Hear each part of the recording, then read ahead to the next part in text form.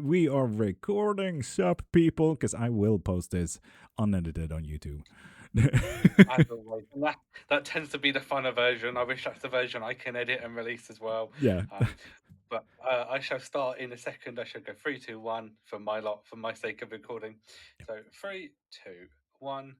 Hello, everybody, and welcome to the next instalment of Old World Magic. This week, we're presenting Norse and Scandinavian magic, but we're actually going to focus a lot more on the stories this time. So, you're going to hear about a god who can shapeshift and turn into a horse, but also turn into a fly at times. You're going to hear about a god who is red bearded and wears iron gloves, and is the strongest of all gods. So And many you're going to people hear a forget little about the bit gloves. So many people forget about the gloves. and you're going to hear a bit about what Sadir magic, Norse magic, actually was. And I'll also go over slightly some of the misconceptions that people have with Norse mythology due to the Marvel films and Good Hela one. being Odin's daughter is my favourite, which absolutely is not true at all, and it really grinds my gears. It does have some But I points, but I see you. I see you. Yeah. Yeah. yes, I shall introduce my co-host and my friend here. So I'll let you introduce yourself, love. Hi, I'm Cairnmark, Lord.Cairnmark, Lord.Cairnmark. I do everything witchcraft. I study it. I do spell work, readings, everything like that on social media and stuff like that. That's practically what I do. Yeah. Amazing. And just as a reminder, my name's Brandon. This is currently for my master's project in heritage, but I love the history of all things myth, magic, and folklore. I do little bite-sized Instagram and TikTok posts on different folklore and mythological things as well. The latest one being on Icelandic whale folklore, which was fascinating. It was an insane post, though. Now, you get some really crazy creatures, and there's still more to come, which we'll Wild. save for a later episode. Now, obviously, today we are looking at the Viking period, which is primarily around 700 AD to 1066 AD, I'm going to call it. Yeah. Yeah. And we're going to be looking at how their system of magic and belief works in their culture. So, in Viking culture, it was called Seder, and that was the practice that most people used. But before we get into that too much, we're going to explain the main characters and the world building of Norse mythology for you. So, the world starts out, there's many realms, and not all of them are inhabitable. There's 9 realms altogether, and not all of them are inhabitable, and not all of them are there yet.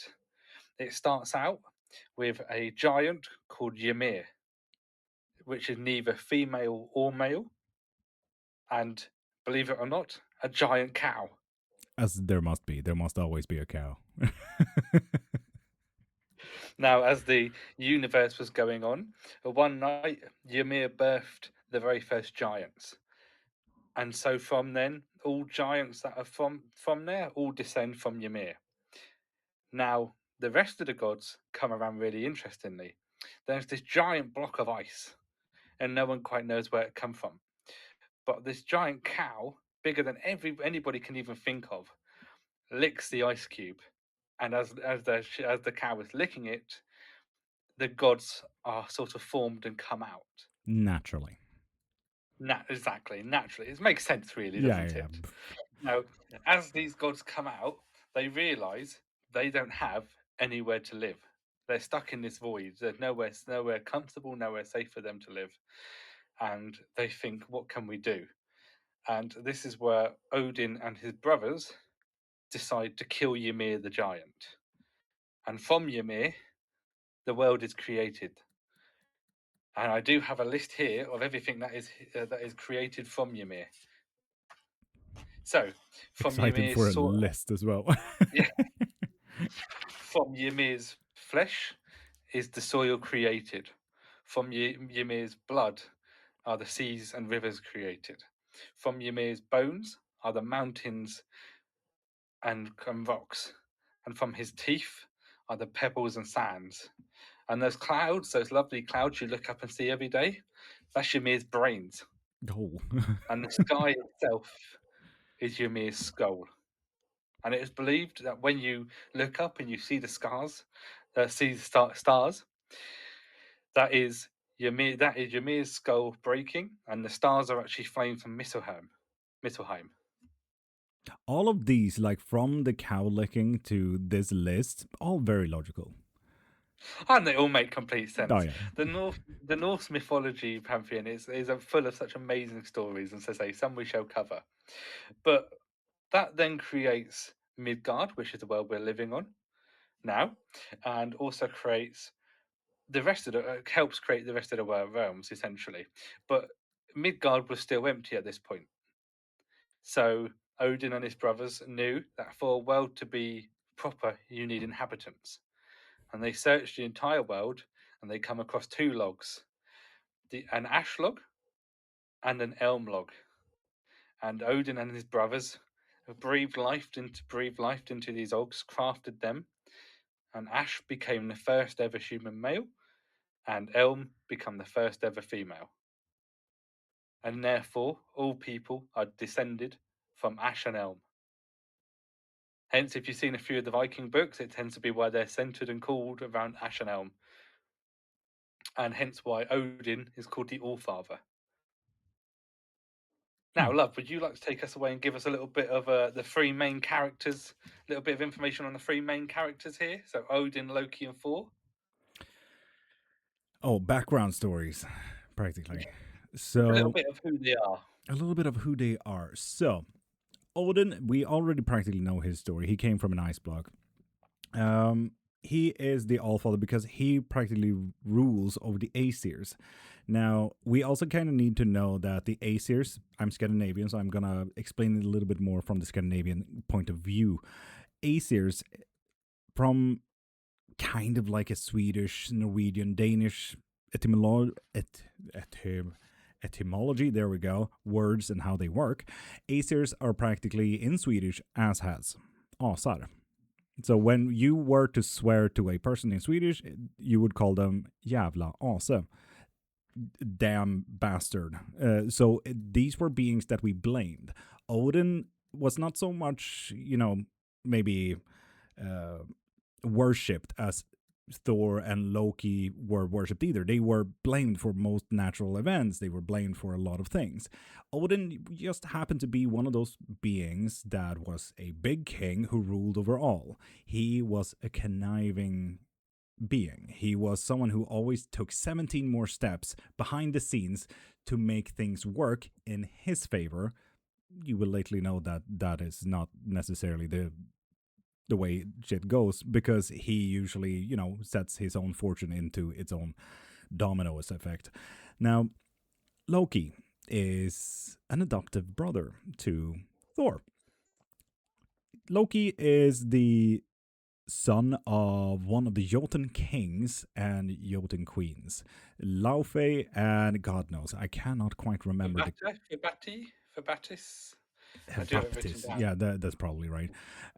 So yeah, he is actually a Jotun and not as much an Aesir god kind of thing. He's actually a Jotun, one of those giants that they were called. But it also needs to be very well pointed out: giants or Jotuns, or as in Swedish, Danish, and Norwegian, jättar, as it's called today. It's switched up a little bit. They're not necessarily big. They can come from 5 centimeters to world size. Um, so yeah, Loki got a little bit stolen during one of the fun wars and became forcefully adopted and became a loved child of Odin and Freya, kind of ish. Thor, on the other hand, Odin had many lovers. Many lovers. And one of them just happened to be a Jotun that one time, and Thor became a love child from that. And that is usually why Thor is also very much depicted as a bigger guy, because there is this idea about him being a Jotun, a giant.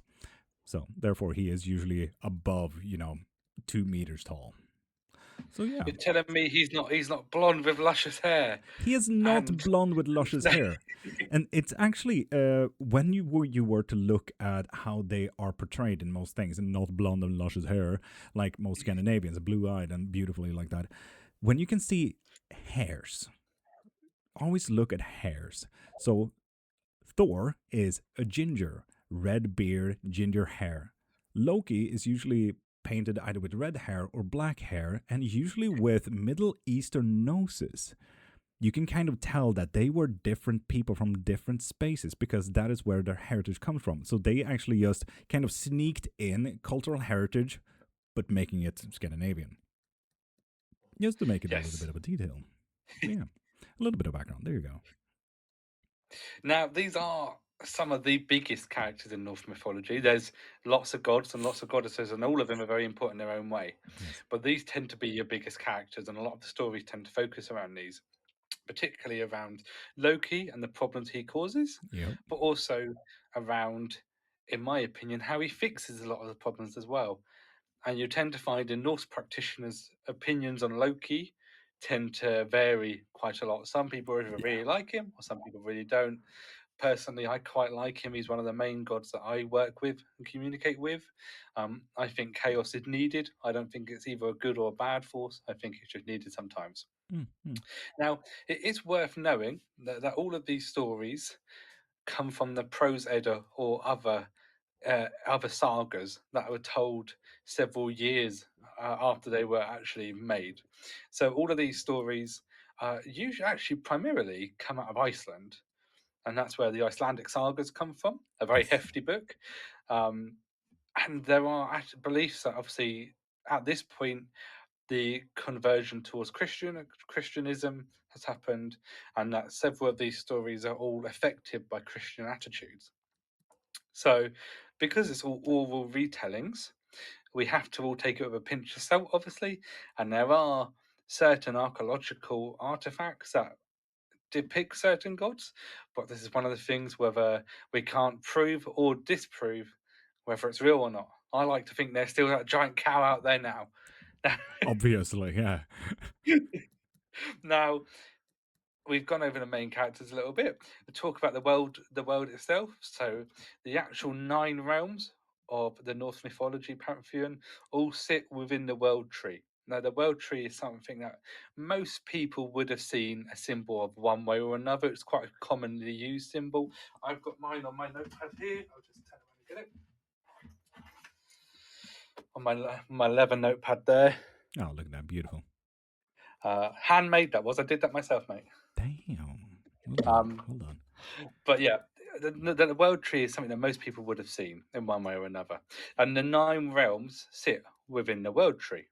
Now there are other beings outside of outside of the realms as well. So, for example, there is a dragon slash snake like dragon that lives at the roots of the world tree that bites the roots. There is a squirrel that lives in the middle, and there you have to remind me, love, what is a creature that sits at the top? Is it an eagle? It is an eagle, yes. Is an eagle, and the I quite like the squirrel. He goes between the dragon and the eagle, causing trouble, trying to stir up trouble, telling lies between the two, and tries to Yeah, cause not just trouble. lies, but the squirrel runs back and forth between the dragon snake and the eagle, saying that, oh yeah, the dragon called you this slur. And then he runs back to the dragon to, like, yeah, the eagle called you this slur. It's absolutely hilarious. It's a devilish little squirrel it is. Now, I'll just go over the realms while we're talking about it. So, the upper realms are Asgard, which is obviously the home of the gods.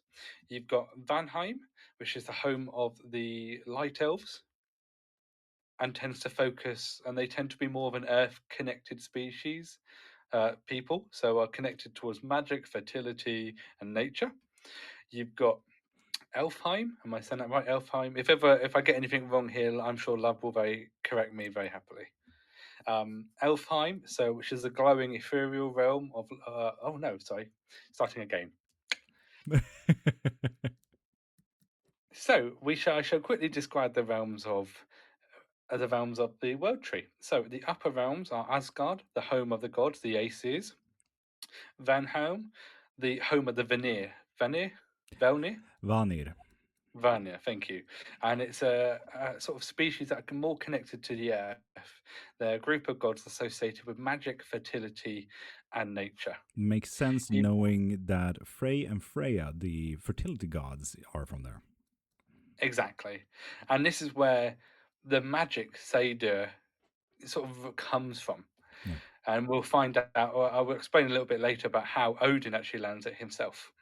Now, and then you've got the next realm is Elfheim, which is the glowing ethereal realm of the light elves, and that's ruled by the god Freya. You have your middle realm, starting off with Midgard, which is obviously the one Earth we live on. You've got Jotunheim, which is where those giants live. And then you've got, and here's another one I'm going to try and get right, Saffelhelm. Say Saffelhelm? Svartalfheim. Swatalfheim, which is a sort of subterranean world, and it's said to be where the dwarves and the dark elves live. They're your middle realms. And then going down to the lower realms at the bottom of the tree, and these are your more primordial realms, you have Muspelheim, which is a primordial fire realm, essentially, and that's where the fire giant Sutra lives, Yeah. who is said in Ragnarok to come up to Asgard and destroy it with his giant fire sword, and the gods shall fall below him. Note how there's two realms for giants as well. I find that hilarious. Like, why couldn't the giants just live in Jotunheim? But no, they also needed a fiery place. Well, it tends to. Well, I suppose I wonder if it's a different species of giant, because obviously Jotunheim tends to be a very cold region, a very cold mountainous place, Yeah. whereas obviously Muspelheim is fire. They need explanations for extreme weather, I believe. Yes, definitely. Going on to the next realm, you have Niflheim, which is a dark, freezing realm made of ice and mist and fog, and that sits in the primordial void. And then the very last realm is Helheim, which, as we mentioned slightly in the last episode, is the Norse pantheon's idea of hell. Yeah. But not in a bad way. It's not a bad place necessarily. If It's anything, it's just a cold. boring place. Exactly. Yeah, again, it's mixing in with a little bit of the Greek underworld. It's a bit sterile. It's grey. There's nothing happening. You just go there. So if you die of sickness, old age, or any accident, that's where you go. Yeah, it's And you like standing and in that, queue at the shop at all times. That's what you do. exactly. And it's very different to your normal understanding of hell. Of it's this hot, fiery place where you'll burn forever. Yeah. It's not like that at all. And it's all looked after and controlled by Hel, who is a half-dead, half-living goddess and the daughter of Loki. Yes. Not Odin. Yeah, as Marvel would confuse you. Now, moving back into the real world and history and Vikings, we shall go on to our very next subject, which is what is Viking magic? What is Sadir magic? 3, 2, 1, out. I know what your listeners like. What? I know what your listeners like. Oh, the ASMR. Nice. Nice. That is that wad of paper out. Nice. On to the next. I'm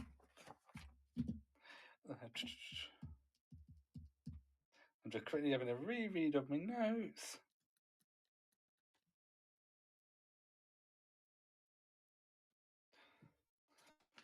But so do jump in with this one if you've got anything, or if I'm saying anything wrong, or Will you've got not another do. idea.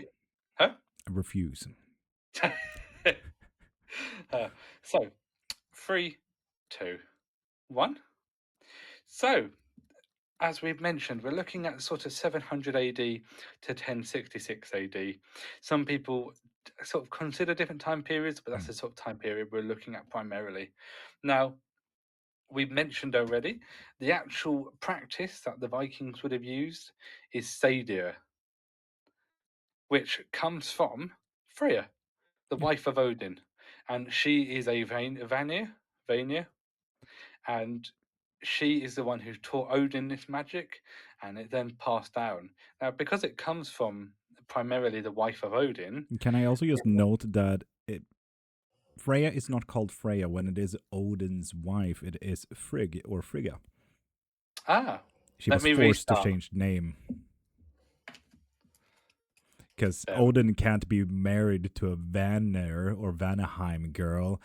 It must have always been an Aesir, obviously.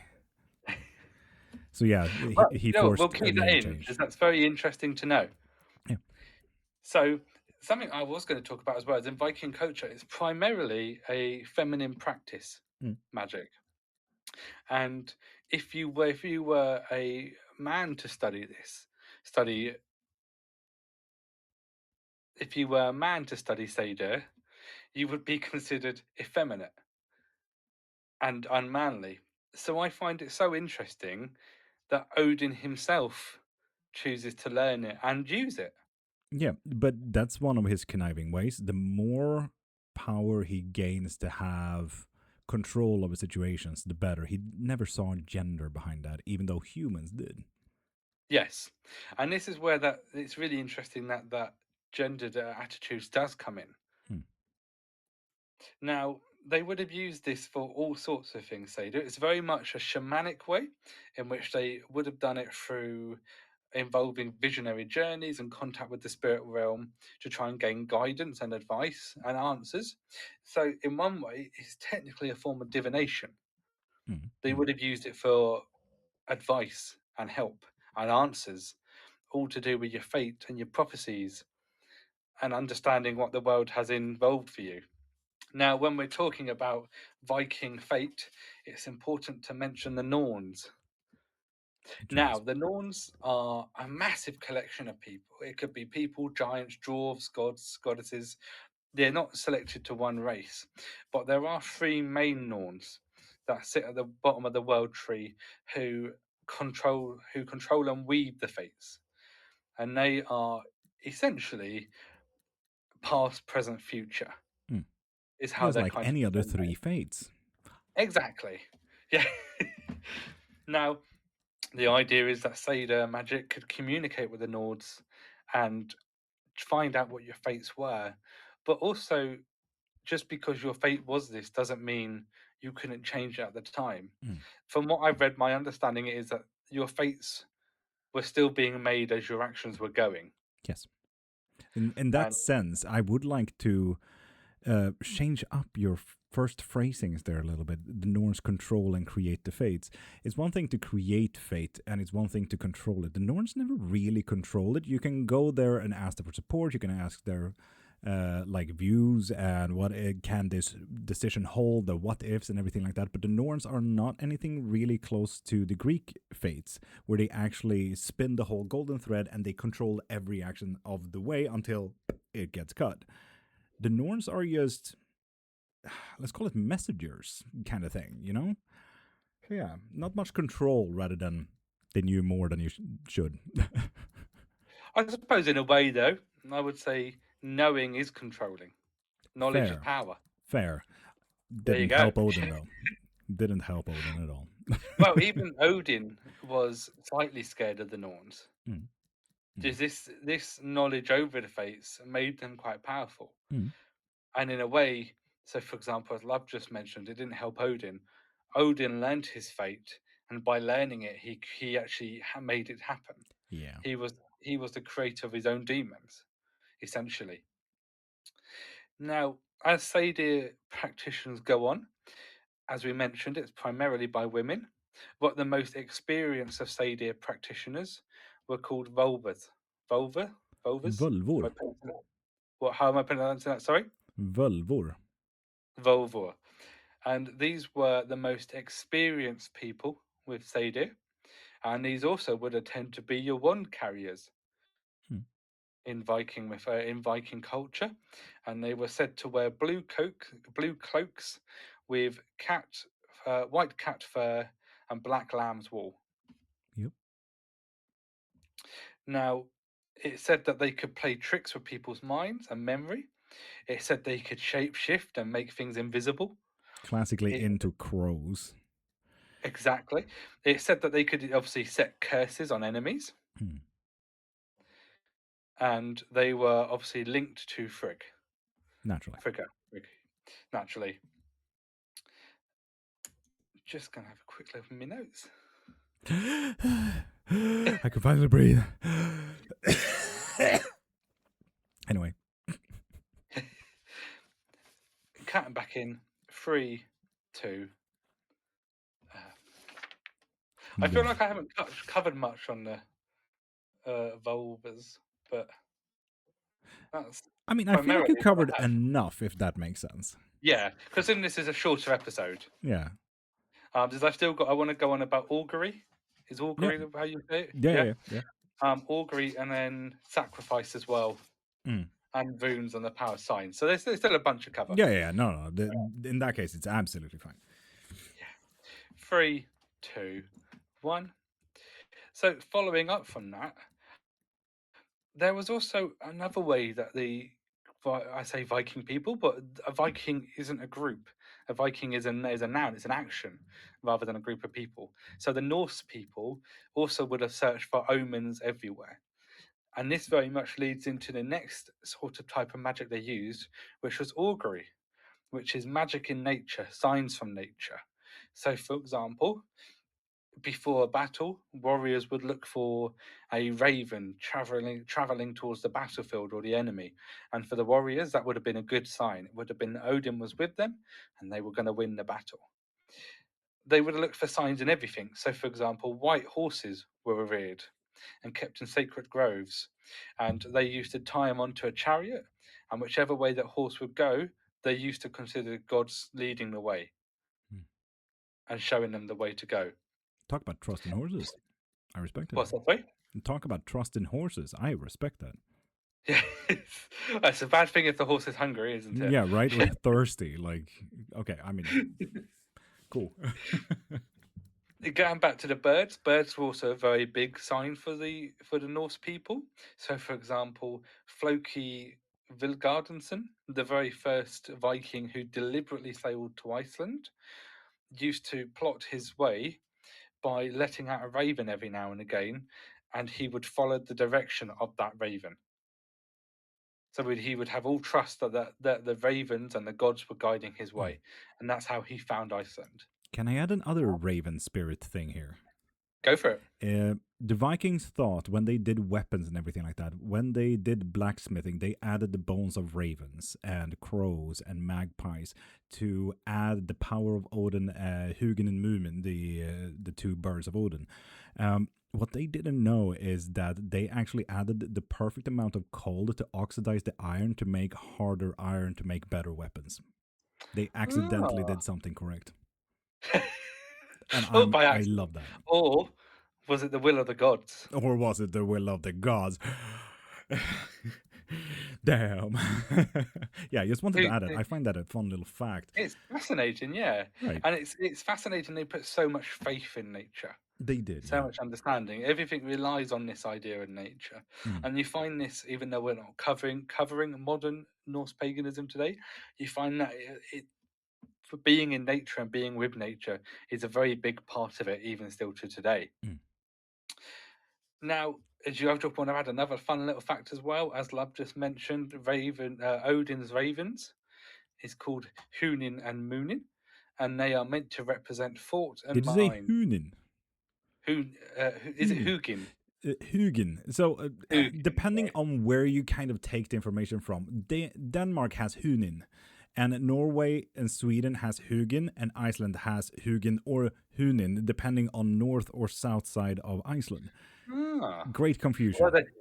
there you go. Well, then I must have taken my information from a Denmark source Yeah, or an if we Icelandic were source. to go per capita, you would say Hugin, I suppose. Yes, yes. Now, these are meant to represent thought and mind, and what their roles are meant to do is they're meant to fly across the world, gathering the news for Odin and taking it back to him. Now, as we've mentioned, nature is a very big thing for the Norse people, but so was sacrifice. And this leads to one of the biggest temples, Uppsala, Mm. Wait, which, did you call Uppsala a temple? well, it's considered a temple to the gods. I've always been told or read. Fair, I think. What would you call it? A city. A city? Okay. Yeah, it's just I 1 hour never. from me. I can just go there right now. Yes. But like there is Hmm. a sorry, I might just take over this whole thing. Go But for it. Uppsala does like it is a very good cultural center. It has amazing universities and everything like that. But it is historically thought that fuck, what's his name? Thor's brother, God of Light. Um, B- Hold up. B- Balder, No. that's the one. Balder actually created Uppsala, and there are Anons Högar, the burial places of kings, queens, and those mythological kings that existed before all the royal kings that we have today.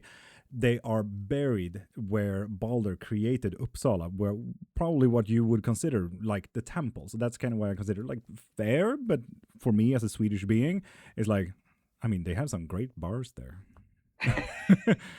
That's very much in the spirit of the Norse people, to be fair. Right? Yeah. Oh, I didn't even think about that. Yeah, true. That is a The will of the temple. gods. Yeah, the will of the gods. Yeah.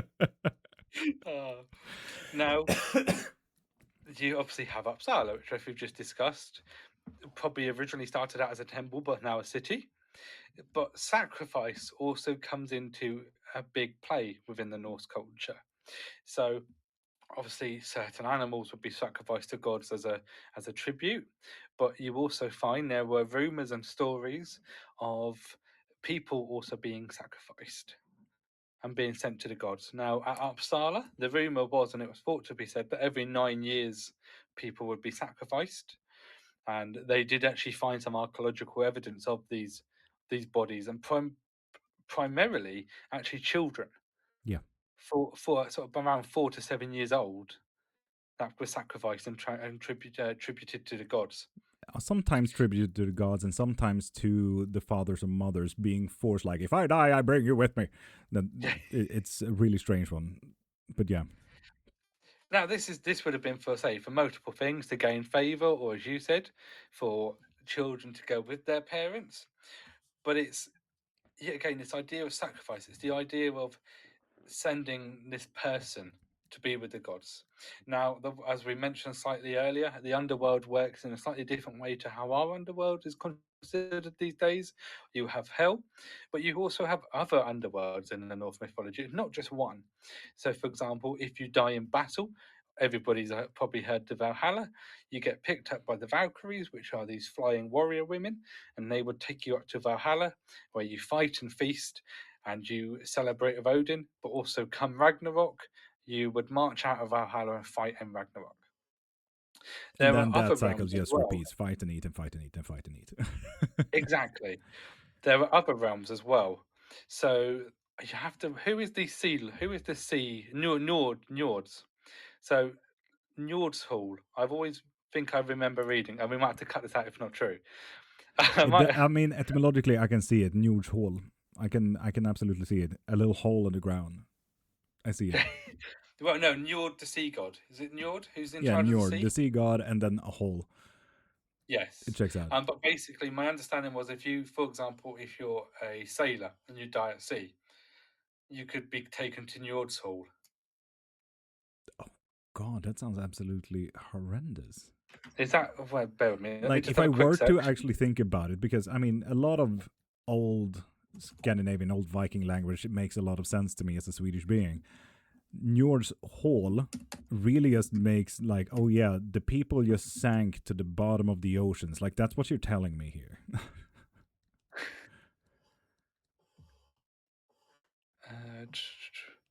Oh, that was it. It wasn't Njord, it was Rand's realm. No clue, honestly.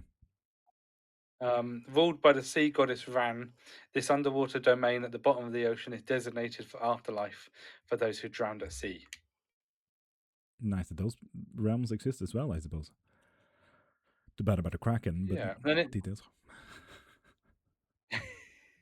um, well, we'll cut that bit. We'll cut that bit out then. We'll leave that bit. Yeah. 3, 2, 1. Jumping back in. So carrying on from that, obviously you have Helheim and you have Valhalla. Now, the power of signs was also a very important thing to the Norse people. As I sit here now, I'm wearing my Mjolnir, which is my Thor's hammer, and I've also got Odin's spear Gungnir. You And this just was, got a spear at home? well, no, it was on my Oh necklace. It's a God, spear I'm like, pendant. Yeah. you just turned a little bit cooler, but no, no, you're not that cool. Okay, cool. Got it. One day. One day, yeah. Now, the idea behind the symbols is that each of them sort of had a magical effect or idea behind it, and engraving it on an amulet or having it carved in a certain material or wood would also infuse that magic effect. They could also be made with valknut, as they're called. So usually these Viking weapons are like made with these specialized magical inscriptions through and through the whole thing. Amazing. For people who are listening, Love's just brought his sword out, which has a very nice design on it, which is the design he was talking about. And surprise, surprise, it had a raven at the very bottom of it. It fell off, but surprise, surprise, ravens. So yeah. Now, obviously, some symbols represented more than others. So, for example, obviously, if you had Thor's hammer, it was meant to represent strength and protection. Whereas if you had Odin's spear, it was said to not only have strength and protection, but also Odin's spear in the myths is meant to have a bit more seriousness to it. Any oath made on Odin's spear can't be broken. True. And that Now, is kind of where Marvel had it slightly correct, making an Odin's oath on the Mjolnir hammer. So yeah, just wanted to detail that in. Marvel has like 3 things correct. that's it. That's the only thing. That's it. No, I think, to be fair, to give Marvel credit, it has made people more aware of the Norse pantheon, True. which is not a bad thing. Awareness is always good. But obviously, you've just got, because it is a film, you've got to take it with a pinch of salt. Yeah. And Stan Lee only knew so much about the Norse practice, so. Exactly. Yeah. And then you can't talk about Norse magic without talking about the runes. Yeah. These magic symbols that Odin actually sacrificed quite a lot for. Very nice. So for those who can't see, Love's showing off his tattoos, where he's got some runes on his tattoos as well. And biceps. No. Now, Odin, this is where it gets slightly, I find it slightly interesting, but it's actually very similar to a few other gods in general. But Odin hangs on a tree. He hangs on a branch of the world tree for 9 days and 9 nights. Yeah. And he doesn't drink anything for those 9 nights, and he doesn't eat anything for those 9 nights. And it's this whole idea of it's this massive sacrifice for more knowledge, more understanding. At this point, Odin had already sacrificed one of his eyes to drink out of a well of knowledge. So it's this constant need for knowledge, constant need for understanding. And after hanging on this tree for 9 nights and 9 days, he gets shown and given the understanding of the runes. Now, runes have been used by not just the Norse, but other Germanic people as well. They're not just Norse on their own, and they've been used from around the 3rd century all the way up to about the 17th century. And they've certainly made a popular comeback to around this age as well. A lot of people have runes these days and use them. I know me and you both own a set of runes, Love. Yeah. And still use them. There are several sets of different runes. So you have Elder Futhark. Futhark, thank you. And they have 24 runes in, alphabet-wise. And then there is a younger Futhark, which is only 16 runes. Yeah. And then you have like 15 more sets of. Yeah. And depending what they were crafted in would also help. So, for example, certain people are drawn to runes in different materials and different stones. And may I add a little bit of fun tidbit here as well? I take that as a no. Okay, cool. If I could add a little bit of a fun tidbit here as well. Go for it. So, old Futhark, Gammal Futhark, actually at the very start of it was just a letter system. It was just A, B, C, D, E, F, G. And that is kind of why it's called Futhark. The letter system started with F, A, Th, A, R, K, like that kind of thing, Futhark. The magical aspects of the old Futhark runes actually came about with the young Futhark, the later ones, because those letters had meanings. They had livestock, they had power, they had the idea of magic, men, and so on and so forth. These kind of got retranslated into the old Futhark in later days, after the young Futhark was created. And I find that really wonky. On top of that, because the Young Futhark included a new rune, the letter J, from practically the English language, we didn't have that here in Sweden, Danish, Norway, Iceland, Faroes. We didn't have J. We have Y sound. So anytime I say, God, what should I say here? Yay is practically what I would say for any J sound. It's quite difficult. If you want to hear a Scandinavian person, just ask them to say a J sounding word, and that's how it sounds. So all of a sudden, in the old Futhark, they inserted Jera, a new rune who never really fitted, because you can kind of see that into the old Futhark runes as well. They all are practically written in a consecutive line or crossings. They are always either fitted to each other, or they have lines that go outside, but they never do not touch. Jera is the only one that has two signs in it that do not touch, because it's a new rune to the old Futhark. Oh, what a fun little tidbit. Mm? Yeah, a wealth of knowledge. Did you give up your eye for the knowledge? I can see you've got two. Only 9 nights, really. Only 9 nights. It was okay. I was a bit hungry at the end of it, famished. Now, as you kind of said, these runes did have magic. Some of them had magic symbolism behind it. Now, some of them were also related to certain gods as well. Yes. So certain runes would be related to certain gods. And there was also this understanding that also runic inscriptions could be said to be a magical spell. And they were meant to be read in a special language, which is, I'm going to pronounce this wrong, but Glag? Gesundheit. Bless you. Do you know what I'm on about when I say that? What? That word I said. Can you write it out? Let's see if I can pronounce it. Bear with me. We can cut this out. I'm not leaving any more awful language stuff in there. Can you write it in chat on Google Meets if you can? Especially on from Les Squits last time. But it was so fun. Jaldra lag. That G is a J. Jaldra lag. Drag log. Jaldra. Drag. No. Jaldra.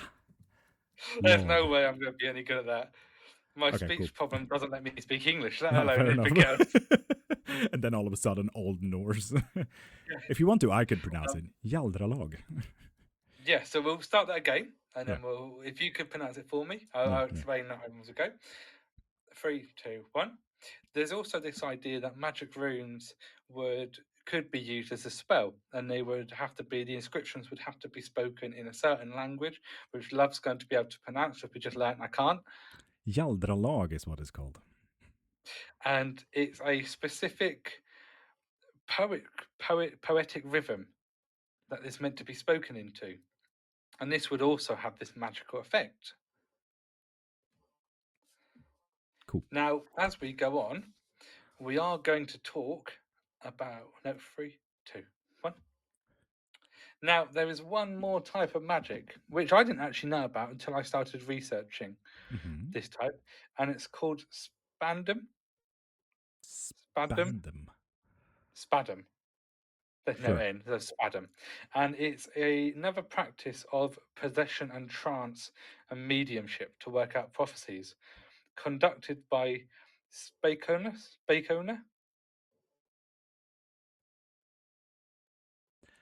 Spökuna is probably what you're trying to say. Spakuna, yes. Spökuna. Do you know what I'm on about here? I do know about them. I didn't know that they had their own practice. So that's quite interesting new information for me. What do you know of them? That they are more or less spirit talkers, mediums kind of thing. Yeah, so they're the idea that's very much true. That they work with spirits when they understand spay.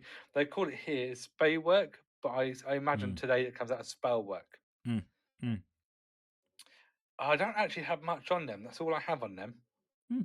Okay, fair enough. I honestly don't have more because it's such a niche little practice. So I've never really looked into it much myself. What I'll do is I'll just redo that bit, just so then we can just have a Mm, nice little clip. mm, mm, Um, mm. so going on from the idea of the runes, there was another, and this is the last sort of practice we're going to talk about, but there is another little bit called spadom. Now, this is quite a niche little bit. There's not, I don't know much about this, and Love was just telling me he doesn't know too much. But it's this idea of a practice of possession and trance and mediumship and working with the spirits. It just connected with me. What you're trying to say is spådom. Spordom. Spudum. Spådom. Yeah, that's the one. Yeah. Now it makes sense. Yeah. Amazing. And it's good to know that the women who practice this are very much like the Seder women. It's primarily practiced by women, and they were said to be seen as dangerous and seductive. Mm, I can see that. Spådom is And practically even the what you would say about any tarot reader today. Anyone who does osteomancy, claromancy, anyone who is a fortune teller, that is someone who practices spådom in Sweden, Norway, Denmark, and Iceland today. amazing. So it's essentially it's another form of divination in a Yeah, way. exactly. Yeah. Yeah, brilliant.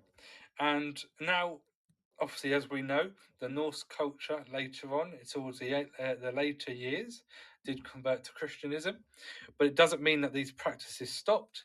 Some people kept these practices going, hence why people are still doing them today. It never Yep. stopped, Yep. and some people did stop. But we're going to leave that here, and we're now going to go into the stories of some of the gods themselves. So, three, two, one. Would you like to go first, or would you like me to go first? I can absolutely go first with one of my fun little stories. That way, I go, you go, I go, and so on and so forth. It's gonna Yeah. be fun. Is this a 4-1, What? or is this a what story is this? Do you want me to get the hammer up on the screen? The hammer up on the screen. Yes, please. For anyone watching or anyone listening in, he's pulling up a hammer right now. Damn. Look at that. Wow. A little bit slow. There we go. That's definitely a hammer if I've ever seen one. So, So I'll cut back in. Three, two, one. what you're Now, seeing on screen is a hammer. exactly. Now, for those who aren't watching, they're listening to my podcast. I've gone onto the British Museum and typed in Mjolnir, which is bringing up one of Thor's hammers. Hmm. Now, Love is going to take us into a story about Thor. So I leave the ground to you, Love. Take it away. Take it away, Ernie. So, Thor, we all know him, we all hate him. It's the god of thunder, usually the person being an embodiment of who we would blame for bad weather. He has this very famous hammer named Mjolnir. Mjolnir can't really be lifted without his iron gloves, Järngreipnir. Practically, iron grip is what these gloves are named, just so you know, it's iron grip. He needs to have a good grip on the hammers. It's as simple as that. The Scandinavians were very simple minded. But Loki, he is so famous for, let's call it, misplacing Thor's hammer in some way, shape, or other. And just so you know, this is going to be paraphrased like no other because these are the stories that I grew up with. I'm Scandinavian after all, and just like any other, I grew up with all of these stories from my mom when I, had to fall asleep. So I'm going to do one of my bedtime stories. So one day, Thor notices his hammer is gone. Dun, dun, dun. Surprise, surprise. And he goes on a quest. He goes all through uh, practically gods. Frigg, he goes to Odin, he goes to Heimdall, he goes to Laufey, he goes to all the Jotuns, and he gets really mad about where is my hammer, as Thor does. He's a very angry drunk. That's his personality practically. So halfway through his big and long journey, he gets tired and he rests on top of a hill with his two goats, or rams, I suppose you could say. These two rams are very trusted to Thor, and he could eat these goats. He kills them off and he eats them. And anytime he smacks them with a hammer before sunrise, he can revive them back to health, good health. So they're well off living, so he can get continuous food from this. Now, while he's eating, he sits there and everything is all nice and dandy, and two kids come up. These two kids say, "Oh, is that food, mister? We're really hungry. We haven't seen our parents for years." "What do you mean years? You look like 4 and 8. "Yeah, it's been like 4 and 8 years for us to see our parents." And he says, "Okay, fine. Here, have some food. That's absolutely fine and dandy." And once the food is done, they have eaten, they grilled a good barbecue, they fall asleep. They wake up, and Thor noticed, "Wait a minute. I didn't smack my goats. My goats are not back." So he naturally gets really, really angry. Naturally, being a very angry drunk, he kills the kids in his fit of rage. It's quite a rough bedtime story, but this was practically a story for me growing up saying, don't trust strangers. So, life moves on, and after he does what he does with the children, he notices that a hill starts rumbling and moving, and all of a sudden he looks up and, oh hey, it's a giant's belly that I'm apparently having a barbecue and a sleepover on. And the giant asks, "What are you doing in my belly?" And Thor says back, "Do you know where my hammer is?" The giant says, "No, why would I know that? But have you looked over there?" He points in a very far distance, and you can see a big cloud. On this cloud, you can kind of see a small structure. It's very far away, but it's definitely a structure, some kind of housing kind of thing. And he says, "No, I haven't looked over there. I didn't know there was a house on clouds. How common is that?" And the giant's like, "Okay, I see your goats are gone and you can't really go there any faster than, your tiny little legsies can take you. Would you like me to carry you there?" He says, "I don't trust giants, but you know what? If it gets my hammer, this one time. So even Thor, in all its pride, drunkenness, and anger, can compromise. Just saying. That's a lesson for another child out there. So they get to the cloud. But they're at the bottom of the cloud. They can't really climb up there. So you might recognize this from the Grimm's brothers, where, they plant a little seed and a big beanstalk grow up to the clouds. And so naturally they start climbing. When they finally get to the very bottom of the structure, they notice, hey, wait a minute, it's a massive castle. And this castle's, the door is as big, so Thor can literally go underneath the door. Like, he can't even get up to the handle. He just walks underneath the door. Insane. And the giant opens the door. Thor like, "Whoa, geez, why did you do that?" I need to get inside as well. I'm a giant after all. So Thor now hears a lot of rumbling, a lot of sounds, a lot of partying. Glasses clinking together, music playing and brawling and all that fun stuff that you did as Vikings, apparently. He starts looking around and he starts interrogating people quite angrily. "Have you seen my hammer? Get my damn hammer," and so on and so forth. Eventually, a king, definitely not Loki, dressed in king's clothing, says, "You know what? I might know where your hammer is, but you might need to, finish these 3 challenges." 3 challenges, come on. It's usually 3 quizzes, but okay, fine. Let's do 3 challenges. Loki says, "Good." Oh, sorry, not Loki. Definitely not in borrowed skin of the king. Says, "Good. Okay. How about this first one? Are you good at drinking?" Loki like, "Am I ever?" So he gets this big, horn practically that is filled with beer. And he starts chugging. And Loki, definitely not the king in the skin of the kings, says, "Oh, hey, I didn't even say start, but keep going. You need to drink to the very bottom." "Oh, I didn't care about that. I just want drinking, so I'll keep drinking." It takes 4 days for Thor. Just to jump in here, it's a slight mishap. So Loki the king challenged Thor to this drinking contest. Yes, exactly. Yes. Sorry, jump in. You said Loki twice, and then you said Loki started drinking without being given the dang. Yeah, no. Thor started drinking. Thor started Yeah. drinking. Yeah, sorry about that little mishap. Yeah, Thor started drinking, and then Loki explained, like, yeah, you need to drink it all up. That's the challenge. Like, you need to drink it all up. It gets 4 days, and Thor hasn't stopped drinking. Like, he goes out for air from time to time, but that's about it. Eventually, Loki, definitely not in the king's skin, says, "You know what? That's absolutely fine. We can move on to the next challenge." Thor's like, "No." It goes on for 3 more days. And Loki has to stop the challenge. All of a sudden, the Thor's like, "Oh, okay, I don't feel so good." And Loki's like, "Oh, no, you're absolutely fine. You did absolutely stunning. Good stuff. Now, the next challenge.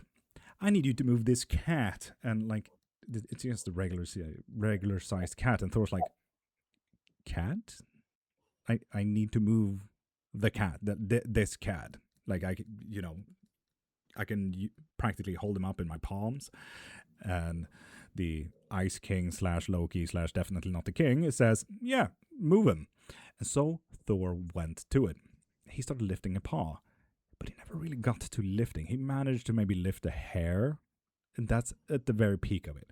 He went super Saiyan and went super angry, tomato red in his face. And he tried and said, no, okay, this is a really heavy cap. I will try something easier. How about the tail? So he starts moving the tail, and he goes Super Saiyan again, red in his face, and he remembers beer yet again, and he's like, "Yes, I have some motivation." So he actually starts lifting it, and it goes just up to like a meter high, so just about hip height for us regular mortals, and you could feel everything shaking. You can feel how the world started moving. And Loki's like, oh, okay, you did absolutely amazing. You can let go of the cat. It is absolutely fine. Please stop. Thor, let it go. Jeez. And Thor just lets go. And a big kaboom just happened.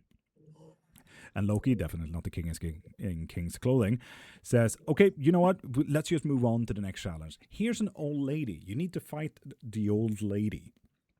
And Thor's like, this is again a very strange request from a challenge. What do you mean need to fight an old lady?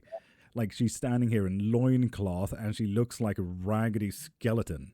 Are you sure about this? And Loki, definitely not in skin's clothing. What? I mean, skin, king, practically the same. He says, yeah, go ahead. Good luck, dude. And Thor's like, sure. And then the old lady jumps Thor.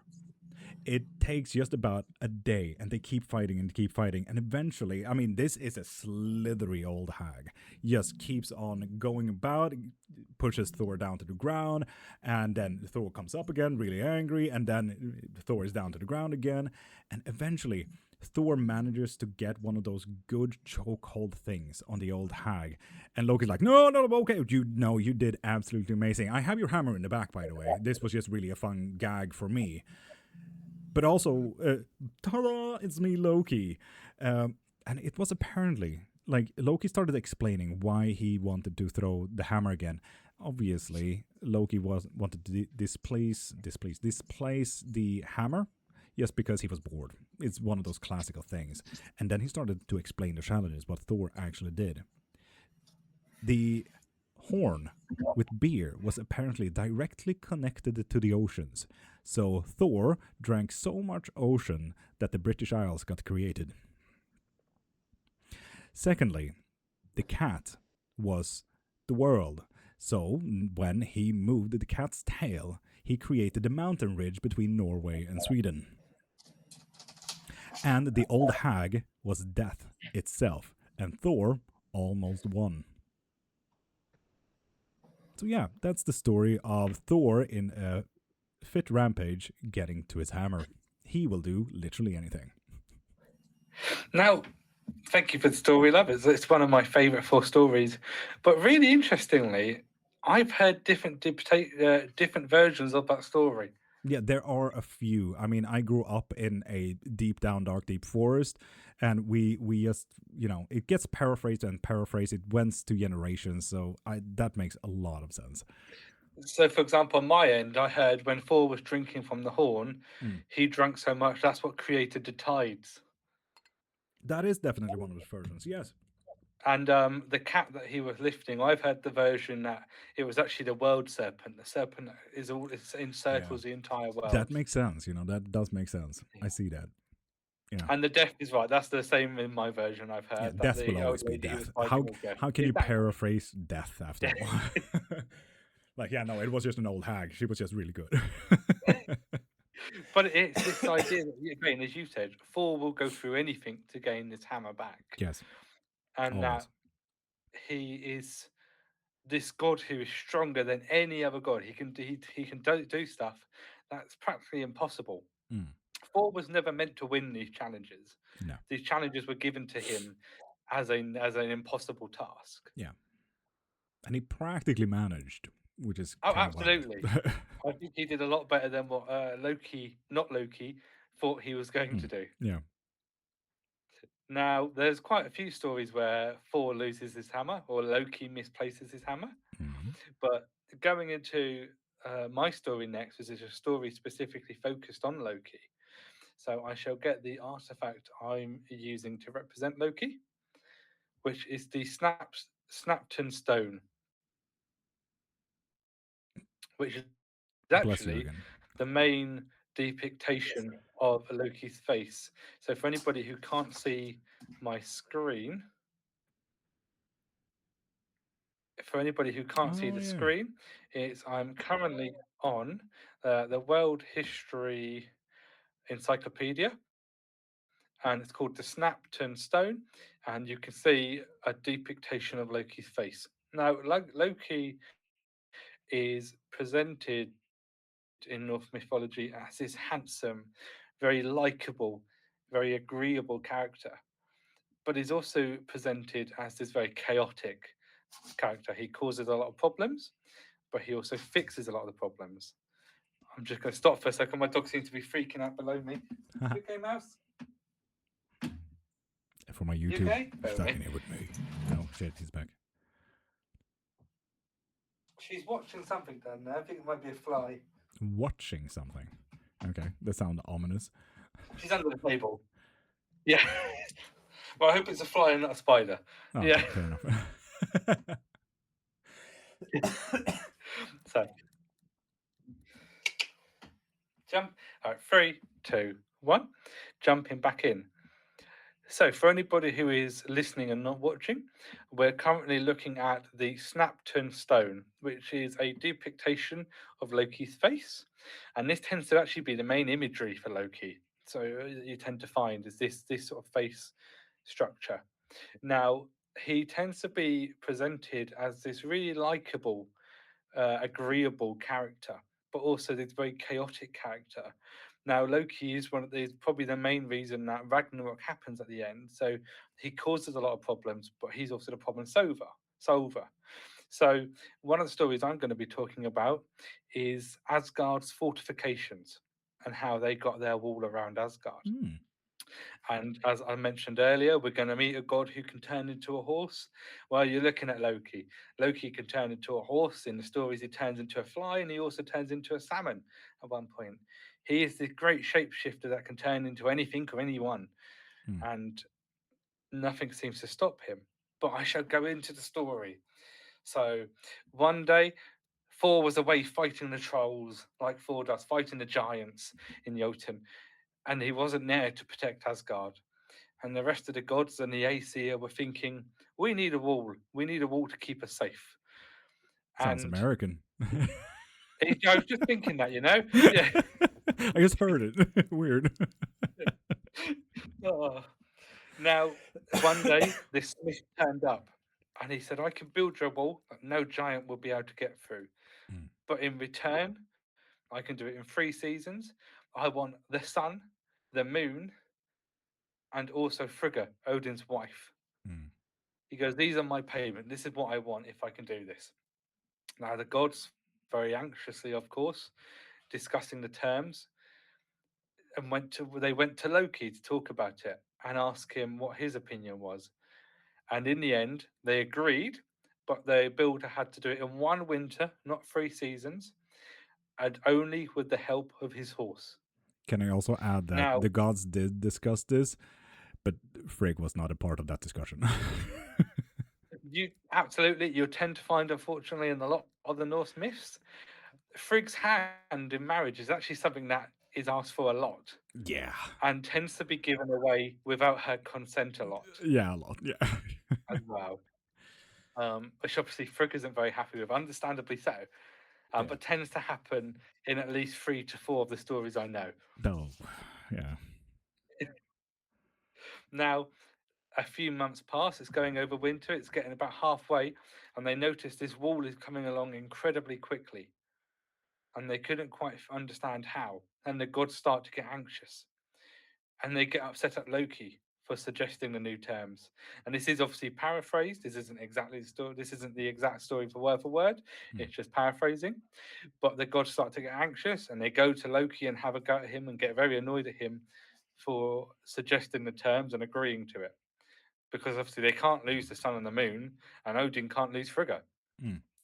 So Loki tries to do a bit of investigating, tries to understand why this isn't why this wall is going along so well. And the only thing the builder had to help him was a horse. So one night Loki disappears, and the builder's working with his horse. He's gone to collect some stone, and the next thing you know, there's this beautiful mare attracting the builder's horse. And actually, it distracts the builder's horse so much that the horse runs away with the mare. And we're at the end of winter, and the builder has no horse, so he can't finish the wall. And he goes to the gods, and the gods were like, "Well, you failed your challenge. You failed your challenge." And the builder gets so angry and reveals himself to be a giant. In which, in that case, Thor's timely return happens, and defeats the giant, punches the giant, beats the giant up, Naturally. as Thor does. Yeah. But Loki was still nowhere to be found. And then 9 months later, Loki returns with, I believe it is a six-legged horse? Yep. With a six-legged horse named Sleipnir. Now, for anybody who knows, Sleipnir is Odin's horse, but also the child of Loki. That mare that distracted the builder's horse was Loki. He had shapeshifted himself into a horse and distracted the other horse and got pregnant. Yeah. And Loki's a obviously then had the mom. horse. Aw. Exactly. It always surprises most people when I say that as well. Like, yeah, Loki is a mom. Yeah. Yeah. And a dad. Well, and Loki's many things. He's one of those characters. He's one of those characters that can be a lot of things. He doesn't only have a horse for a child. He also has a wolf. He Yeah. has the world serpent. He has Hela, who's half dead, half alive. Yeah. Yeah. Loki has multiple. Some people would call monstrous children. Yeah. Yeah. And that's why he embodies chaos. But that story also really represents how Loki, he can create problems, but he's also the one that the gods go to fix it. Strange relationship, really. It really is. And later down the line, we'll talk about Ragnarok a little bit and how Loki and his children are really the main. You've got Sutra, but Loki and his children really do kick Ragnarok into effect. Yeah. But for now, what we're going to do is we're going to move on. Unless, Love, do you have another story about the gods, or are we going into Sami magic? I'm thinking Sami magic, actually. Brilliant. Well, moving on to our next subject of Sami magic. Ooh. 3, So, would you like to 2, throw up a 1. drum on screen here, please?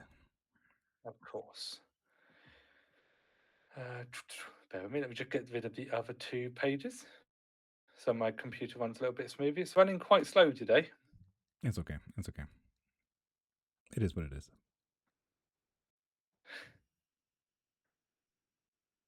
Just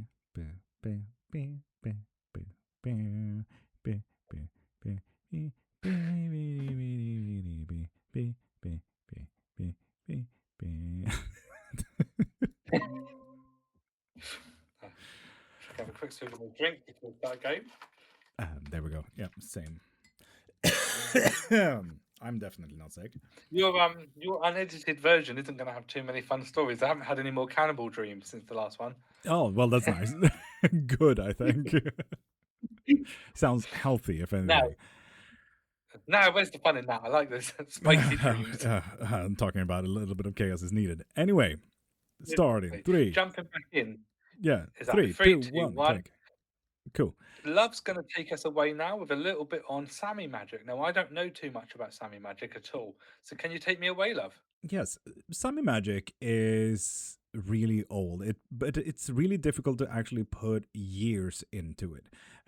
For those who are listening and not watching, we are currently showcasing from the British Museum a Sami drum. these are a gift from the gods, or, well, what Sami would consider gods. They are very shamanic in their practice, very nature based. The suns, the moons, the weather, the trees, the leaves, the everything that moved was something of the spiritual realms. And if you did note, I did say suns, plural. So this gift here, the little drum, is a gift from Suna, the younger son of the mother Sul. Suna was a very young god that wanted to visit the human realm. Except, I mean, she got bullied so much that she didn't like it and became the sun again. And that's practically the short story of the all. But she left behind the drum to kind of map what the world is all about. And that is usually what is showcased on these drums. If you were to Google a Sami drum, they would be very neatly line worked with some kind of deer hide and deer blood alongside some ash or birch tree as a frame. These drums were used by shamanic practitioners, you could say, who was named Noaidi. The Noaidis used these to drum on in kind of tantric practices. One of the more common practices was when you put one of the silver rings, very common talismanic practice where you get protected if you put it on your thumb. It's like I have most of my time. This ring you put on top of the drum. The drum showcases, as I said, as a map the top world, the middle world, and the underworld. And naturally, I think you can kind of see who lives where. It's the top world is higher celestials and big powered entities and beings. The middle world is humans, local spirits, and deer. Yes, they needed to specify deers for some reason. And then you have the underworld where, you go where you die, it's ancestors and greater spirits that have great power. Now, when you put a ring on the drum's head, you could, while drumming, kind of figure out through augury as well as divination practices, see and answer certain questions. Will the deer survive the winter? Is it safe to travel? Which spirits needs sacrifices or homage and stuff like that. So these very unique items was not only a map on how, like an artistic map on where the higher, middle, and lower realms existed, but it was actually a map through divination as well, through Noaidi. I found it really cool. You're saying. Now, on to another practice that was used alongside this. I already talked about the silver ring. There's also this thing, which I have around my neck for those who are not watching, called trollkula, if you were to just be Swedish and Norwegish. Norwegish is apparently a word now. I just made it up. You're welcome, all people out there. But these things are called komsekula. They're small balls, usually made in silver, brass, or pewter. I know my camera is really bad at picking anything of this up, but on the sides of it, all alongside it, there are different kind of knots. There are different kind of signs. It almost looks like Chinese, to be honest. The quick, easy lines made with little dots and so on and so forth. Every knot that are on these balls are significant to protections. They're significant to spirits and so on and so forth. These balls, for example, this is the one that I wore when I was a child that I needed to have on my wrist. Can barely get it on today. I can pull it maybe over 3 fingers and that's about it. I will absolutely destroy it if I actually put it on, but I can at least wear my necklace for it. These things are given to children to protect from evil spirits, and naturally they needed to be used during one of these drumming sessions to see if the child will have good health. It's like a good luck charm kind of thing. I find it really cool. So yeah, it's a multi-tool. The thing here is this tool, the komsekula or trollkula, doesn't have any myth to it. It just came to be. There is not a single story. There are legends that uses these trollkulor a lot, primarily with hunters going safely through troll forests and children being safe from health and stuff like that. But there isn't a single deity. There isn't a single monster. These just came to be to the Samis.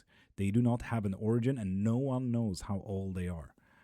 And I find that one of the cool things about these. They are practically mythological in and on itself because we do not know when they came to be. or how they came to be.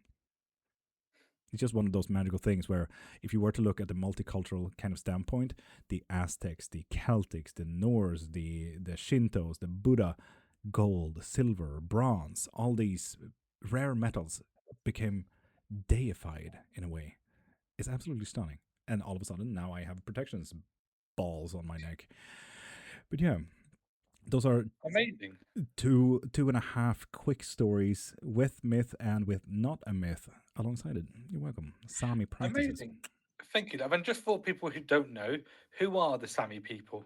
The Sami people are native Scandinavians. They live across the northern Norwegian, Swedish, Finnish, and Russian borders at the very top of the half islands of Sweden, Norway ish. So, yeah, very high up. Thank you. Amazing, Love. Now, moving on to our next section. 3, 2, 1, cut. How are we doing for time, mate? Do you still want to do Ragnarok, or do you want to wrap it up there? How long have we been recording? I do believe we kind of need to wrap it up here. We are 1 hour, 15 minutes. Oh, what, into recording? Blimey. I mean, this is meant to be a quick episode. Yeah, no, it's not. we'll leave Ragnarok and we'll wrap it up there. Yeah, if So anything, I mean, you could go with Ragnarok and then edit it in for your own thing if you want to. But as I said, I do have a sick wife and I need puppies who Yeah, need walking, absolutely. unfortunately. I really wish No, to hear the stories you're of more than good, mate. Fimbulvinkel and Dominoes playing parts, but No, you kindly give up most of the time 2 hours for these sessions, so I'm very grateful. mm, mm, So what we'll do is we'll cut back in. mm, We'll obviously say that's the end of the episode. mm, Give you a chance to give your social media. I'll do mine, and we'll end it there. perfect. Well, I'll just quickly stop sharing the screen. There we go. All right, 3, 2, 1. So, thank you, Love, for that brilliant explanation of Sami magic and practice and who the Sami are. Now, we're going to have to wrap the episode up there, I'm afraid, but there's a little bite size of Norse and Scandinavian magic and their practices, as well as a story or two about the gods, which are quite fun. Mm. Now, we will go over modern paganism, Norse paganism, in a later episode. So, we're saving that for that. And we hope you enjoyed this one. The reading list will be posted in the Substack. Details underneath the episode. But for now, Love, would you like to drop your social medias for me? Lord.Cairnmark, literally on any social media. Just find me. It's okay. Amazing. And I am Old World Magic on Instagram and TikTok, as well as Substack. Please go and listen to the other 2 episodes. They're very fun. There's one on Griffins and one on Magic Across the Ages. They're absolutely fascinating and a lot of fun for us to film.